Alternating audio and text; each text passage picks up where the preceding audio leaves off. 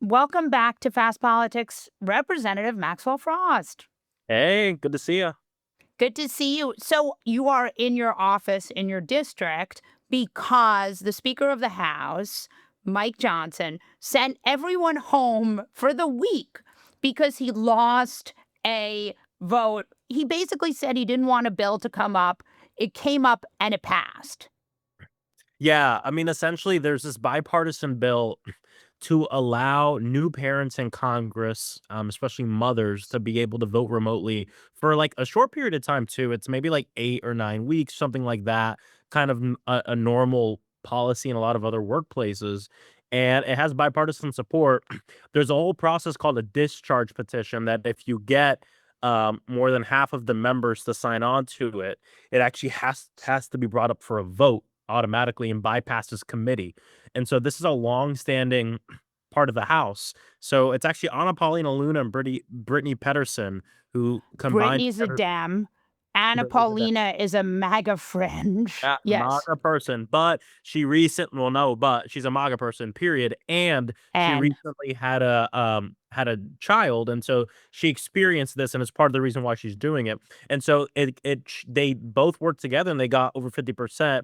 It's supposed to be brought to the floor, but, Johnson just hates women so much that they are doing everything they can to sink it, and so what they did, not to get too technical, but you have to pass a rule to vote on these things on the floor.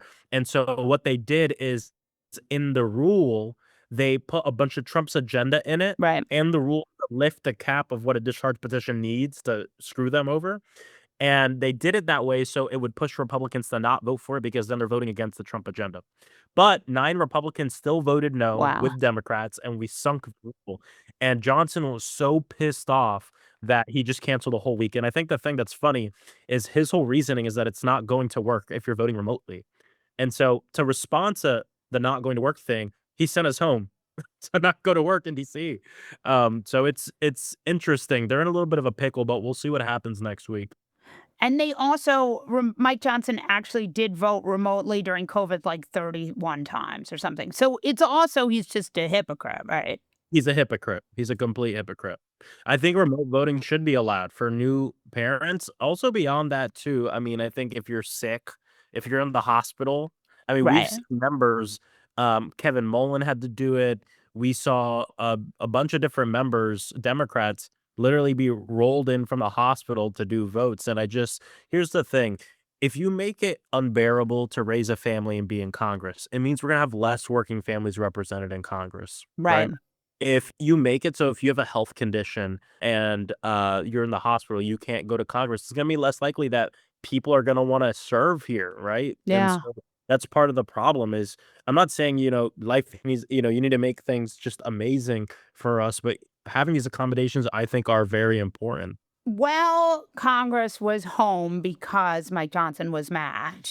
I mean, right, that's it, right? He was mad. So he sent That was everyone it. home. He usually look at the press conference, you can see he's just seething. He's like, "Well, because this was voted against, we can't vote on this, we can't vote on this, we can't vote on this other thing, so there's no reason to continue this week." And, so he was mad, he was salty about it. So he went home. So now here's a question. Yesterday, Trump in the Rose Garden decided to crash the economy. Today, the markets are off, Yep. 4 or 5 points. We're about to get in escalatory trade wars with, pretty much everyone from China to Taiwan to, I mean, just everyone. It is going to be a catastrophic blow to the American economy. We also saw hiring numbers way down because of Elon Musk firing huge swaths of the federal government. What? I mean, do Republicans have a plan here? No, there's no plan.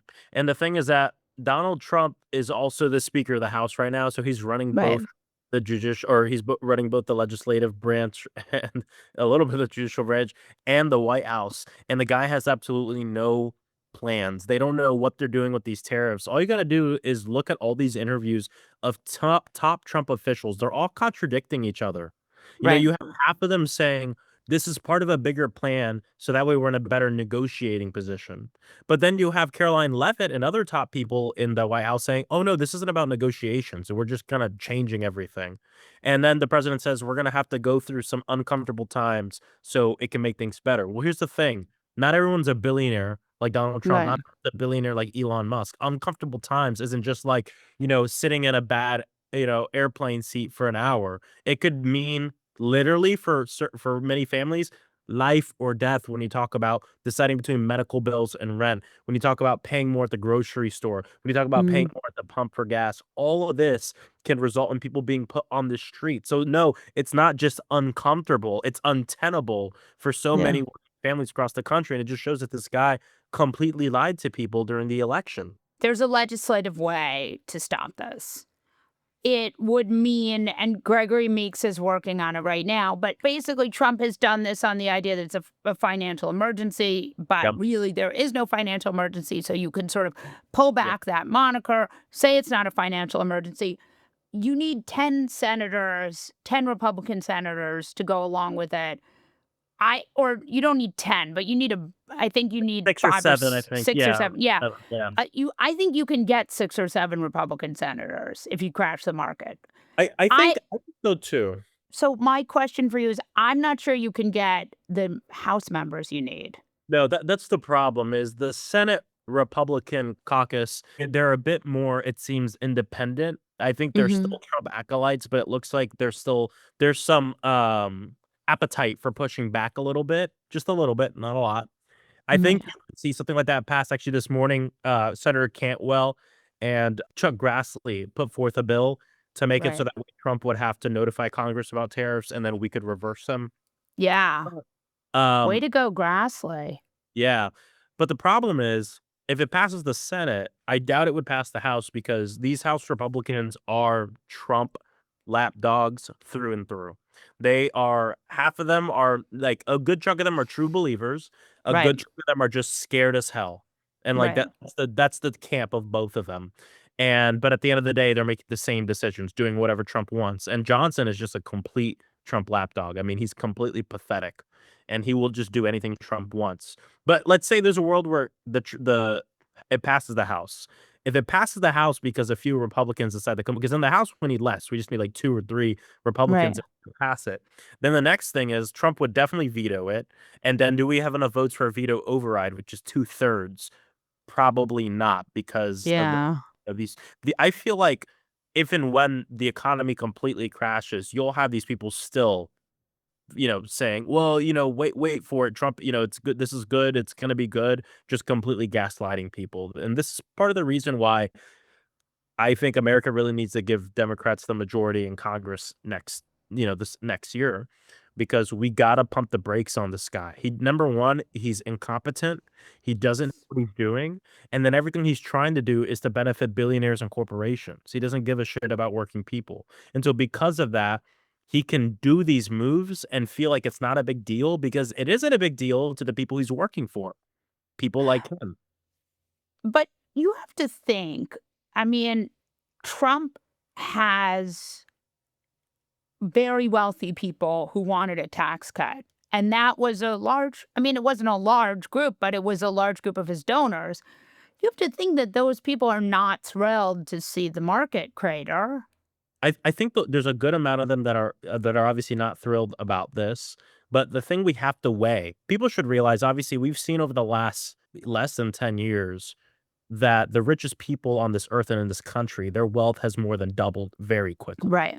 Right. And the place where this happens is, of course, in profits, but the biggest place is if you look at a chart of their effective tax rate Right. over the last few decades, it's just completely plummeted. And then if Yeah. you look at profits, it's completely gone up. So Yeah. that gap in between what they're paying in taxes and what they're making, that's where billionaires are made. And so for a lot of these guys, they could absorb some of that uncomfortable time, but then not really go against Trump fully because they're looking forward to that tax cut. Because the tax cut we're talking about for these billionaires is so much money, it's almost unbelievable that Right. they're kind of okay with. losing out on money in some other places too. That's why Trump uses this language like being uncomfortable for a little bit. It's not language that resonates with working people because it could be devastating for working people. He's talking to other billionaires when when Right. he's saying these things. He's not talking to, people clocking in and out every day for work. He's talking to fellow billionaires saying it's going to be a little uncomfortable. You'll make a little less money, you'll still be super rich, but don't worry, when we pass that tax cut, then you'll get what I promised you. So, for example, those 2 Florida seats, there have been people filled in now. There's a seat in Texas where it was originally the Sheila Jackson Lee Yep. seat, right? Sheila died, the man who was sworn in after her died. Now Governor Abbott is trying not to hold a special for that. Do you guys have any I mean, Texas has been for so long such a hotbed of anti-democracy activity. Do you guys have any way to push on that? Any legislative way to push on that? I think we'll see more litigation pushing on that. I wouldn't be surprised if some of the candidates running in that were to sue the governor for willfully pushing back on holding the election. And so we're waiting to see what people decide to do because you need to have like a plaintiff that is impacted by it, and that would be the candidates. Right. But I could see things like that being successful. The SAVE Act, which was supposed to come up had Mike Johnson not been really mad, is a really scary act. Will you explain to us what it hopes to do? In short, it hopes to continue voter suppression, not just continue it, but make it worse, make it harder for women who change their last names to be able to vote across the whole country. Really, anyone who changes their name across the country, any which way, whether it's your last name or anything like that, would make it more difficult for you to register to vote. It would also make it so that way you have to prove citizenship when you go to vote. And the problem with this is number one, as of now, only citizens can vote in federal elections, right? Right. That is the law. That is the way it's going. There's Right. no massive voter fraud of undocumented people voting for president. It's just not a thing. So it's important for people to know that. What they want to do is they want to make it even harder to register to vote because they know that statistics show that every impediment that you add to voting means that poor and working class people are less likely to vote. Why? Because Right. we're dealing with so much other shit in this world, the tariffs, this, that, rising costs of groceries, taking care of kids, clocking in and out for work, having multiple jobs, all this stuff that for a lot of folks, voting isn't top of mind. They know it's important, but it's not, they're not going to go through hell to go vote. And so Republicans in Congress and the president know this. And so what they want to do is make it even harder because they know that, oh, if now you have to bring your citizenship documents or Right. something like that to go vote, something that maybe you haven't seen in a while. Maybe you don't know where it's at. Maybe it's in some lockbox. Maybe it's in your parents' house that's like in a different state. Who knows? If you do that and make it a requirement to register to vote, just there's going to be a lot more people who just don't register to vote and who don't vote.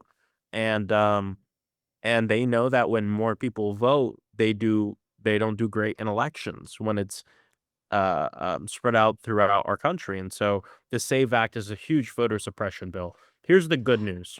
Yeah.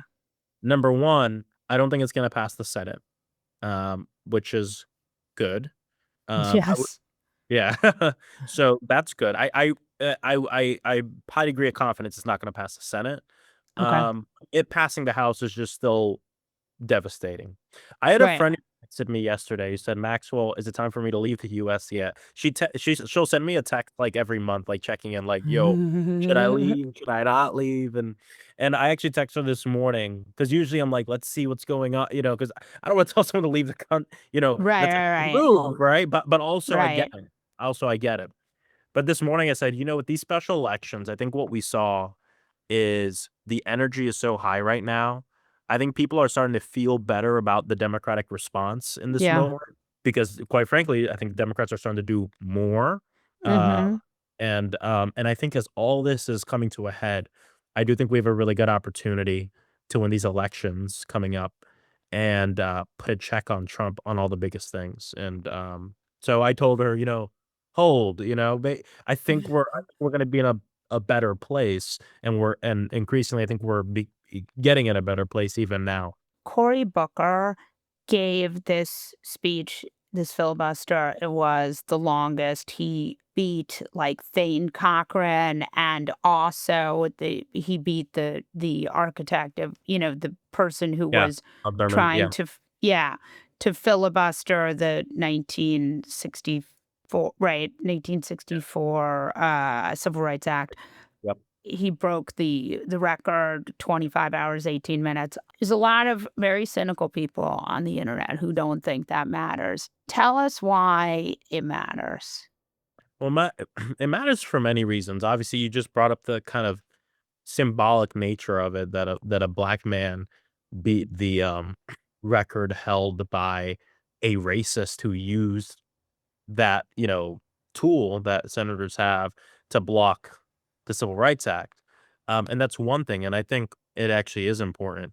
But the Yeah. second thing is we're in a moment where we need to delay, we need to obstruct this extreme agenda every turn we can. And so if there's Right. a bill up, if there's not a bill up and they're discussing, if something can be done on the floor and we can take time on the floor, we must take time on the floor. This is the same in the House and the Senate. Now we don't in the House, we don't have the ability to do a long, 25-hour speech like that. I'm sure if we did, there'd be multiple people doing it. Can you imagine Oh yeah. MTG, Oh yeah. Victoria Spats? Yeah. Yeah, they would take it. Um Yeah. And so that's really a Senate thing, but anything we can do to delay and obstruct and hold time and take space Sparts, Victoria parts, right, Sparts. Sorry. Yes. hold space and take space, we have to be able to do that. And so I think it is helpful. And my hope is he's also inspired other senators to do the same. We need to think outside of the box and use every tool in our toolbox to push back. We have 1 more minute. Yep. I think bravery is contagious. I think that if you're brave, you inspire other people to be brave. This Yep. is keeping democracy going is a game of inches, not feet. We need to all be brave. Do you think that's true? And are you seeing that in your own life? 100%. I agree. And here's the thing too is that as he was doing it, obviously millions of people saw it, but they didn't just hear, "Oh, he broke a record." They heard he broke a record. They listened into a TikTok or a small video of it and heard about Medicaid or heard about people being disappeared at night for their speech, right? Or they heard about, what the many topics he covered in the 24, 25 hours. And that's important because it gets the message out there as well. I mean, look at what Al Green did too. I'm sure a Yeah. lot of the people criticizing Corey praised Al Green, and I would say Right. that both things accomplish a similar goal in that it is taking the country, shaking it by the shoulders and saying, "Pay attention to this thing."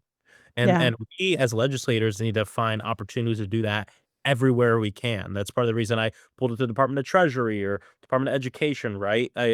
Part of me knew I wasn't gonna be let in, but it's also about showing people what's going on because a lot of people on the internet that, we follow and that follow us, we all consume news as a hobby, but Right.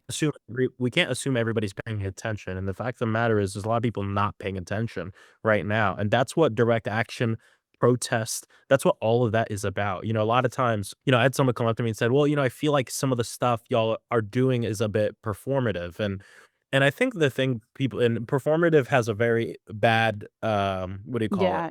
Negative Connotation. connotation. Yeah, Yeah. and we you can't just be performative about things or else you get nothing done, I agree. But I do think it's a mix, and I come from, like, direct action movement organizing, and if you study history of the most successful social movements, you realize that some of the bravest direct actions were actually very performative in nature. Why? Mhm. Because it was to send a message to the country and show the country and push people in the right direction. And so, yes, a lot of the things done in even the civil rights era, in the labor movement, and many things were performative to show the country what's going on, the struggle, the shared struggle that's going on, because not everyone's paying attention and not everybody knows. And then you take the energy that you get with your action and you use that to push legislative change and actual change.